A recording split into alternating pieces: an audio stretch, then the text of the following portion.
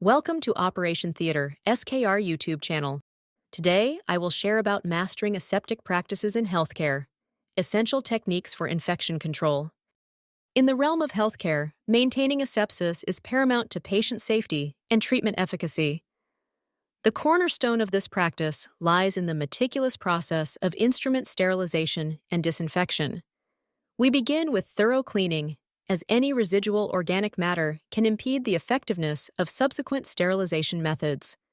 Autoclaving, utilizing steam under pressure, remains the gold standard for achieving sterility, effectively eliminating all forms of microbial life. However, for heat-sensitive instruments, ethylene oxide gas or hydrogen peroxide vapor provides viable alternatives, ensuring that even the most delicate tools are rendered safe for use. Disinfection protocols, on the other hand, focus on reducing microbial load on surfaces. This involves the use of EPA-registered disinfectants, applied with precision and adhering to recommended contact times.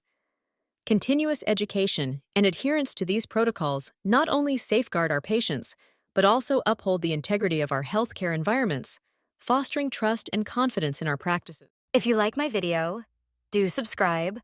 Operation Theater SKR YouTube channel.